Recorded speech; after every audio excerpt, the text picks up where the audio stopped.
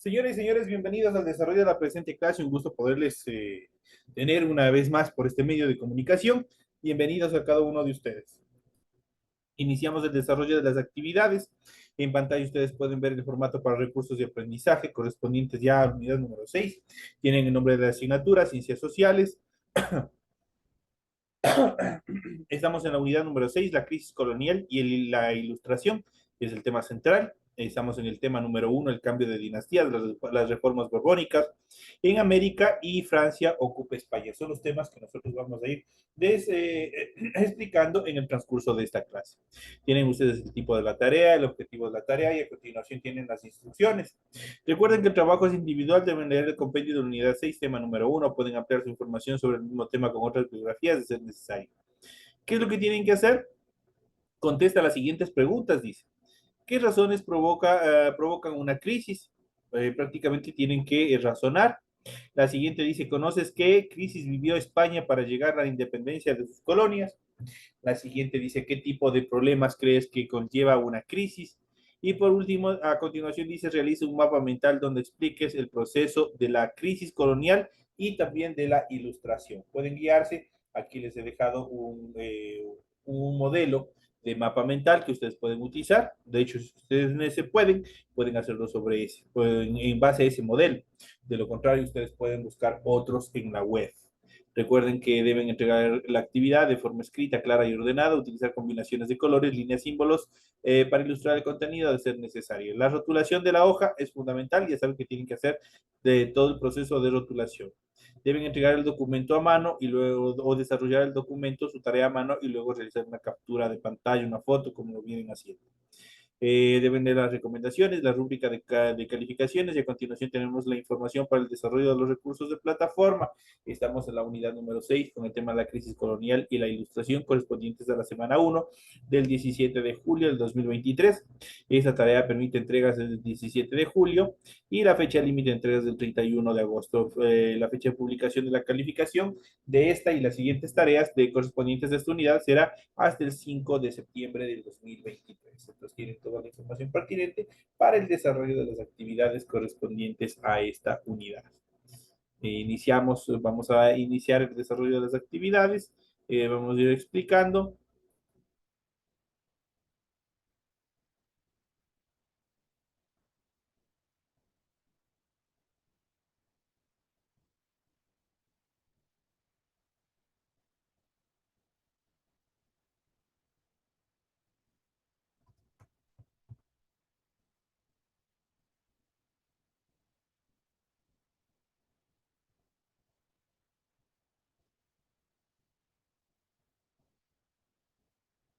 Listo, señores y señores, vamos a iniciar con el desarrollo de las actividades y vamos a iniciar con el contenido que ustedes tienen en su aula virtual. Recuerden, igual que de esta materia, ustedes ya se encuentra habilitado el foro correspondiente a la unidad número 6 para que ustedes sigan desarrollando las actividades ya de esta nueva unidad.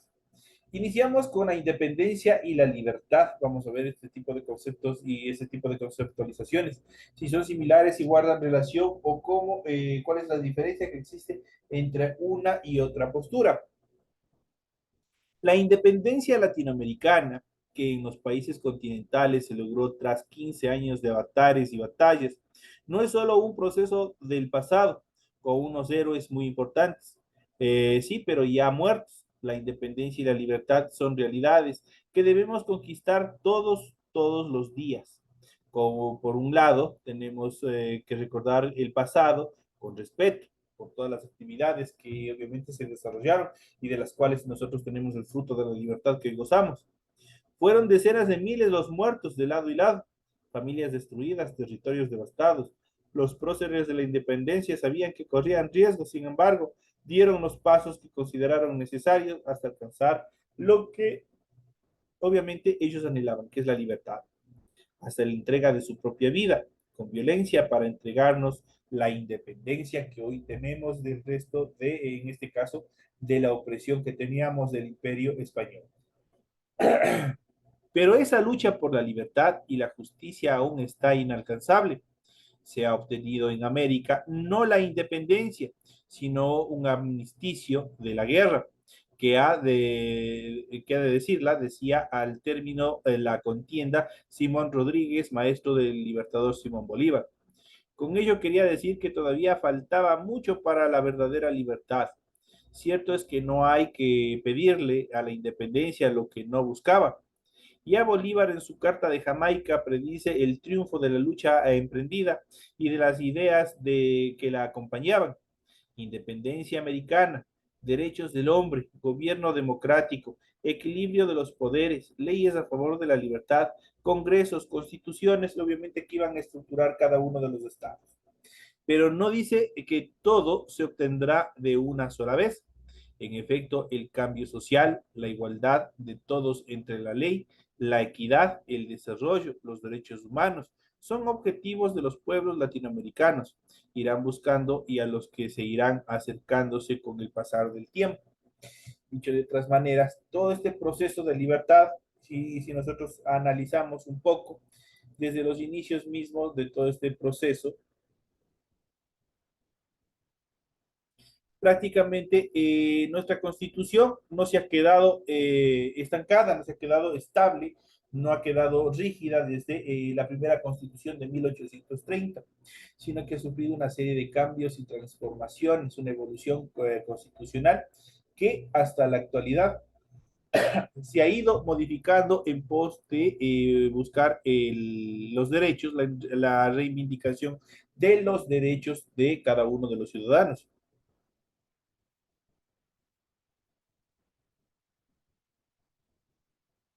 Entonces, de esa característica prácticamente en la actualidad nosotros vemos incluso incorporado uno de los saberes ancestrales, que como es el suma causa, que es el buen vivir a través de todos los preceptos y conceptos que nosotros tenemos dentro de todo nuestro entorno que nos rodea, ese equilibrio que nosotros debemos de tener con todas las personas que nos rodean y mucho más con todos los elementos que tenemos en nuestro alrededor. Muchas de las estructuras socioeconómicas coloniales sobrevivieron largo tiempo después de la independencia y solo se superaron por el tenaz esfuerzo de los pueblos. Pero ello no es razón para minimizar la independencia. Al contrario, debemos valorar en todo su dimensión, pues fue el primer paso de la conformación del Estado Nacional y por ende parte de la lucha por construir la justicia social y el buen vivir. Aquí hablamos del bienestar a través del buen vivir, el suma causa al que todos aspiramos. La otra lucha inalcanzada es de la unidad. Lamentablemente no tenemos una unión de estados. A lo largo de estos siglos ha habido amargas experiencias de aislamiento, de división, incluso de guerras, pocas felizmente dentro de los territorios latinoamericanos, entre países hermanos. La América independiente y unida que soñó Bolívar no es una realidad, aunque nadie ha renunciado al sueño. América Latina es la única comunidad natural de naciones que existe realmente en el mundo, pues sus países comparten costumbres, lenguas, creencias comunes, pero paradójicamente cuando hoy la globalización apuesta por formas supranacionales de organización política y jurídica, por mercados comunes y por la disolución de las fronteras, parecieran estar aún lejos de superar nuestro tradicional aislamiento y la gravísima diferencia regional entre países. Entonces, prácticamente, ¿qué es lo que más adelante nosotros vamos a ver una serie de estructuras en las cuales también los países latinoamericanos han buscado desarrollar, han buscado determinar una serie de características de unidad. Si nosotros vemos, por ahí tenemos la CELAC, tenemos algunas organizaciones de países latinoamericanos quienes han buscado esa fusión justamente para tratar de soportar todos los cambios, especialmente dentro del área económica que se dan a nivel global, especialmente en el sector de la comercialización, del mercado internacional, de las exportaciones y también de las importaciones. Los países de Iberoamérica parecen haber transitado un camino diferente al soñado por Bolívar, en aras de la construcción de los estados nacionales encerrados en sí mismos. Aún nos falta verdadera decisión para integrar la enorme extensión territorial de nuestro continente. su gran población, que sería no solo uno de los más grandes mercados del mundo, sino una de los espacios más fértiles para la creación cultural, la tolerancia y la estética que pudieran haber existido en la historia. Los esfuerzos en marcha, algunas más amplios, como la Unión Sudamericana de Naciones, en sus siglas UNASUR, otros más restringidos como el Mercosur, la Comunidad Andina de Naciones, la Alternativa Bolivariana de las Américas, deben profundizar el espíritu de unidad y colaboración como la mejor herramienta para el desarrollo de una cultura verdaderamente humana y justa, sin duda la América que realmente quería Simón Bolívar, esa patria grande, esa unión de estados que en un inicio obviamente fue el ideal de Simón Bolívar, formar la gran Colombia, ese gran estado. Dentro de estas temáticas, dentro de estas características, vamos a ver a continuación en relación a los temas que tienen ustedes determinados. Vamos a ver lo que sucedió en cuanto a las reformas borbónicas. ¿Qué fueron las reformas borbónicas y cómo afectaron a los territorios latinoamericanos? ¿Cómo permitieron prácticamente estos cambios? Que se resquebrajara ese poder que ostentaban los españoles en suelo latinoamericano, en suelo americano. Y obviamente de estas características diera paso a este gran proceso de libertad, una vez que el rey Borbón español prácticamente desarrollar una serie de cambios de estructuras, tanto jurídicas, políticas y también económicas. Esto afectó a cada una de las colonias y obviamente esto obligó obviamente al debilitamiento de las diferentes villas, de los diferentes asentamientos de Buenas los noches, territorios en suelo español, perdón, de las colonias españolas en, dicen. en suelo americano.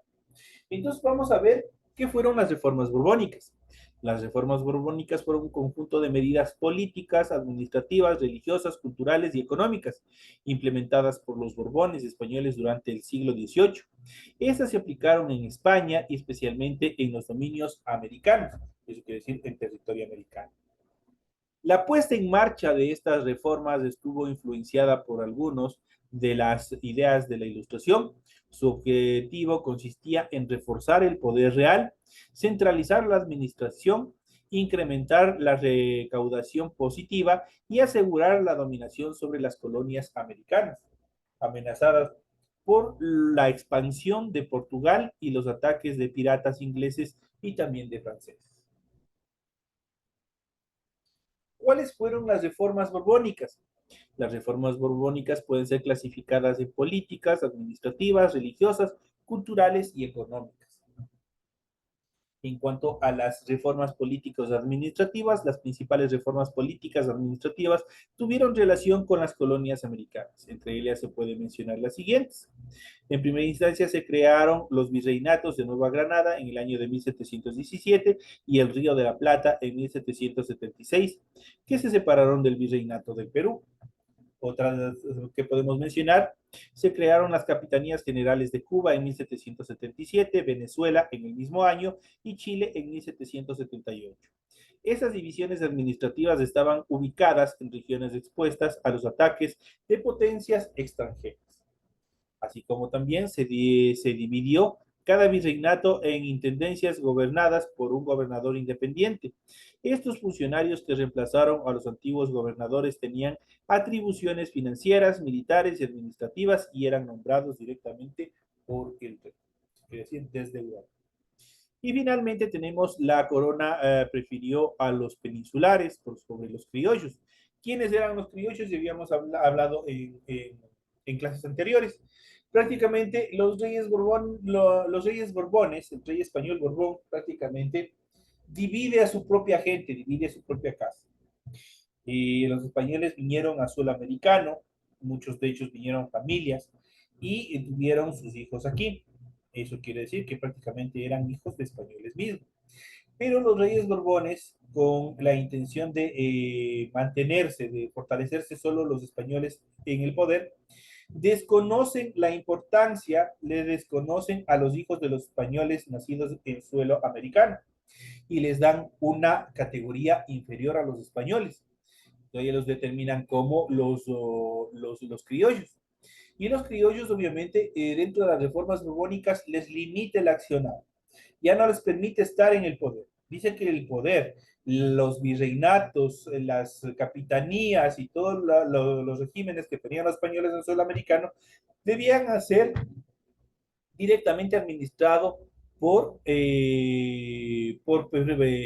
ciudadanos españoles nacidos en la península ibérica, es decir, en España, y por lo tanto les dejan y les relegan a los criollos.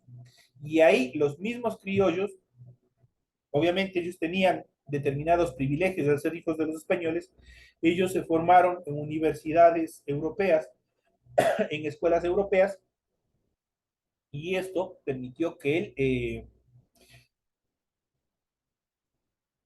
esto permitió que las ideas del positivismo prácticamente calaran bastante dentro de los procesos de independencia. Entonces ya no decían que con esta idea, con las nuevas ideas que tenían en Europa, prácticamente ellos dejaban de lado todo el poder que tenían los reyes. Había una división, incluso en la misma Europa, había una división bastante considerable prácticamente el naturalismo prácticamente dice que no pueden haber personas superiores. Los reyes, prácticamente los reyes y todas las personas, las dinastías altas que existían en Europa, prácticamente son personas naturales, personas normales como el resto del pueblo, y por ende no puede haber esa división. Y entonces, basados en esas condiciones, prácticamente todas esas ideas también fueron aplicadas acá en Sudamericana y se desarrollaron en base en los criollos prácticamente, ellos fueron quienes organizaron los ejércitos libertarios, quienes lucharían en contra de los españoles y obviamente nos darían el triunfo, nos darían la libertad que hoy gozamos. Es parte también de las etapas, de las consecuencias de las reformas borbónicas. Buenas noches, licenciado. ¿Cómo están? En cuanto a las reformas religiosas, las principales reformas religiosas fueron las siguientes. Primero se firmó el regalismo, es decir, el conjunto de principios que firmaban que la autoridad del rey era superior a la del papa en cuestión que tenían que ver con la soberanía del Estado, como el nombramiento de obispos y la revisión de los fallos de los tribunales eclesiásticos. Otra de las causas y las reformas fue en 1767, se expulsó a la Compañía de Jesús tanto de España como de sus dominios coloniales. En cuanto a los culturales, las principales reformas culturales fueron las siguientes. Se crearon escuelas de artes y oficios, tanto en España como en Latinoamérica. Se organizaron expediciones científicas a los territorios de ultramar, tal como la de Alejandro Malaspina, quien en el año de 1788 y 1794 recorrió las costas de América del Sur, América Central, California, Filipinas y varias islas de Oceanía. En cuanto a las reformas económicas, las principales reformas económicas que desarrollaron los reyes borbónicos de España fueron las siguientes. Se flexibilizó el monopolio de Puerto Único al habilitar, al habilitar que 24 puertos americanos comerciaran directamente con 13 puertos peninsulares. Esta posición contenida en el Reglamento para el Comercio Libre de España de Indias en el año de 1778 no eliminó el monopolio, ya que siguió vigente la prohibición de comerciar con otras potencias extranjeras. Se abolió también el sistema de flotas y galeones que lo reemplazó por el de los navíos de registro, que con previa autorización de la Casa de contratación podían viajar entre los nuevos puertos habilitados para el comercio entre España y América. Se estimuló el desarrollo de la agricultura y la creación de colonias agrícolas, se impulsó la construcción de obras públicas como carreteras y canales, y también se crearon nuevos impuestos y se aumentaron las alícuotas de otras ya existentes, como ocurrió en relación a las alcabales, que pasaron de 2 al 4% en el monto de la subida. En cuanto a las causas y consecuencias de las reformas borbónicas, dentro de las causas nosotros podemos ver las principales causas de la implementación de las reformas borbónicas fueron las siguientes. Vamos a ver todo lo que ocasionó todos esos cambios que hicieron. En primera instancia podemos mencionar la influencia de algunas de las ideas de la Ilustración, en especial las de que señalaban la necesidad de estimular la agricultura y el comercio y la educación del pueblo, al igual que ciertos espíritus anticleriales. Prácticamente al clero le estaban poco a poco sacando del poder. La preocupación de la corona española por la excesiva independencia con la que se manejaba la Compañía de Jesús y su insistencia en reconocer la autoridad del Papa por sobre el rey de España. Otra que podemos mencionar es la necesidad de combatir el contrabando, el comercio ilegal en América y el aumentar la recaudación impositiva. La independencia con la que se manejaban muchos funcionarios coloniales en los dominios americanos, los abusos de poder que cometían y los actos de corrupción que se sospechaban que llevaban a cabo en suelo americano. Y por último tenemos la amenaza que representaba para España los ataques de piratas ingleses y franceses en la costa del Caribe y el intento expansionista de los portugueses sobre la banda oriental del continente americano. En cuanto a las consecuencias más importantes de las reformas borbónicas fueron las siguientes: el incremento de los flujos comerciales entre España y América como consecuencia de la flexibilización del monopolio, el desarrollo de algunas actividades económicas beneficiadas por el comercio atlántico, por la ganadería rioplatense, que es toda la ganadería, la producción de carne que venía desde Argentina, lo que hoy es Argentina, la reorientación de los circuitos comerciales de la región del Alto Perú, la actual Bolivia, el Océano Pacífico al Océano Atlántico a través del puerto de Buenos Aires, que se abrió al comercio directo con España.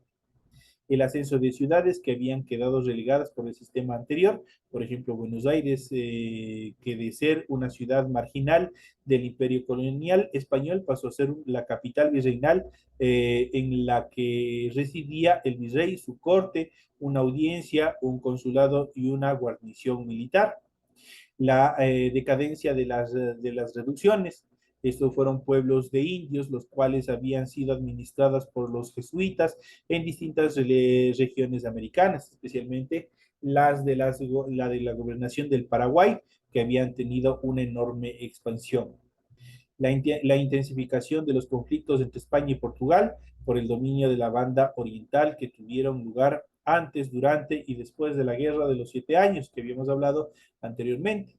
El descontento de los indígenas ante el aumento de la presión impositiva, los impuestos que se iban incrementando periódicamente. Este malestar se tradujo en el estallido de una gran rebelión que entre los años 1780 y 1782 encabezó Tupac Amaru y que fue duramente reprimido por las autoridades coloniales. Y por último, el recelo de muchos criollos ante la preferencia de la corona por los peninsulares para ocupar los cargos más importantes de la administración colonial, eso quiere decir virreyes, oidores, intendentes, entre otros. Esto llevó a algunos criollos a desarrollar ideas independentistas, tomando como modelo la independencia que se había desarrollado ya en los Estados Unidos en el año de 1776, e influenciados por las ideas de libertad e igualdad difundidas por la Revolución Francesa durante el año 1789. Especialmente esta última parte fue preponderante en los procesos de libertad. En las guerras independentistas, prácticamente los criollos fueron quienes, obviamente, desarrollaron todos estos eventos y, obviamente, quienes dirigieron, quienes dieron el apoyo logístico, el desarrollo de todos, la planificación para poder desarrollar estas actividades.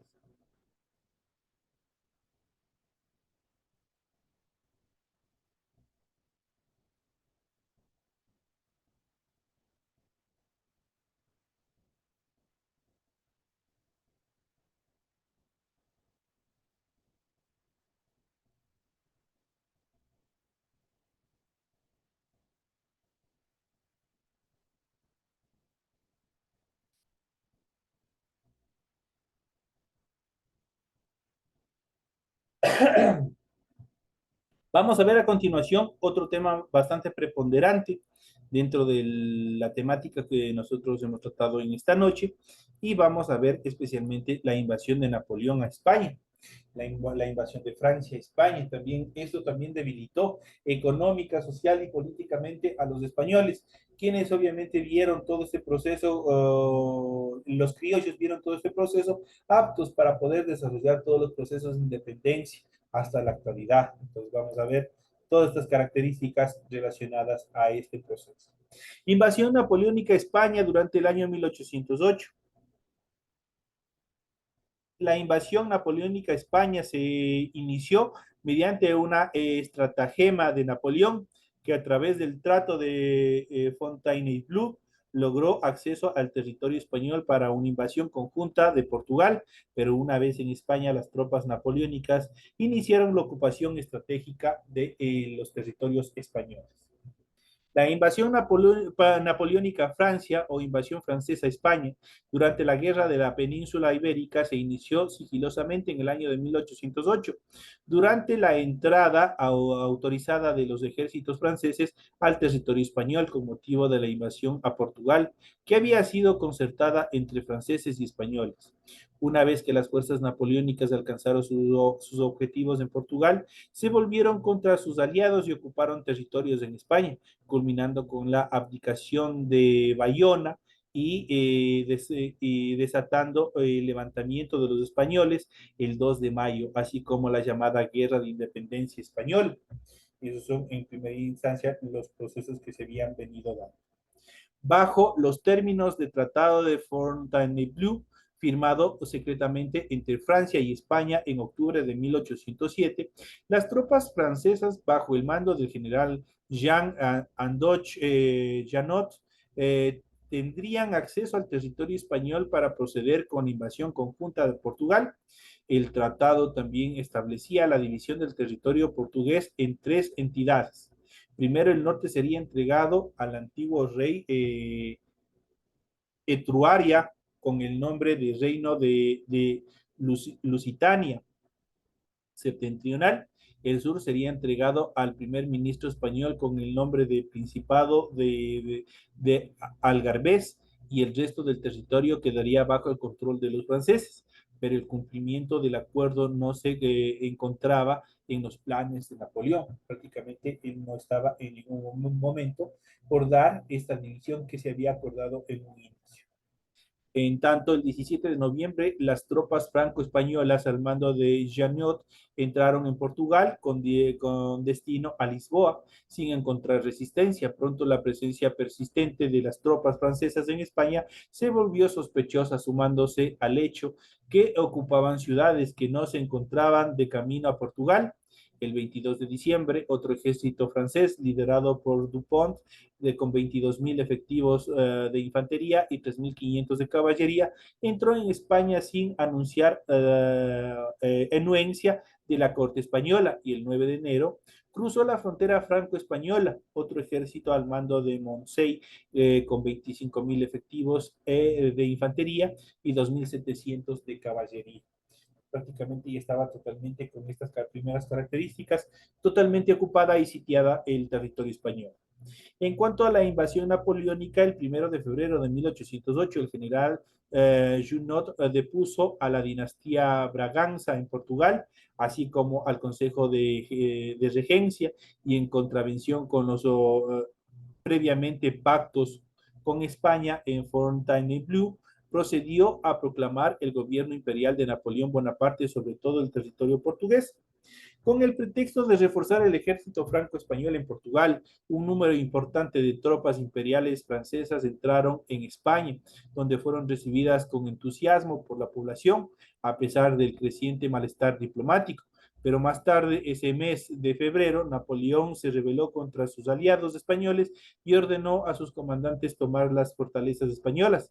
Barcelona fue tomada el 29 de febrero cuando una columna francesa disfrazada como un convoy de soldados heridos lograron la entrada a la ciudad. Los 10.000 soldados del ejército real español se encontraban paralizados y pobremente equipados ante la estrategia francesa. Las tropas se encontraban confundidas entre los disturbios de Madrid, se encontraban frecuentemente sin líderes y sus fuerzas dispersadas desde Portugal hasta la isla de Baleares. tropas profesionales de la División del Norte, lideradas por el general español Pedro Caro y Sureda, habían sido asignados a Napoleón en 1807 y permanecían todavía apostadas en Dinamarca bajo el mando de los franceses. Solo en las periferias de España hubo una respuesta efectiva contra los franceses. El ejército de Galicia, bajo el mando de Joaquín Blake, y el ejército de Andalucía, bajo el mando de Francisco Javier Castaños, lograron ambos contener la invasión francesa. Los franceses no tuvieron éxito en tomar gran parte del norte de España, pero tampoco pudieron los españoles repeler con efectividad esta invasión. España napoleónica es el término que describe al territorio español ocupado por las autoridades napoleónicas durante la Guerra de Independencia Española.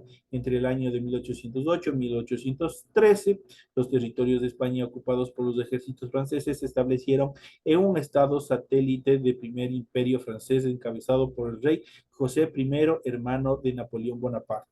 De hecho, Napoleón Bonaparte puso a su hermano José Bonaparte, quien lo determinaron como José I, como rey momentáneo de España.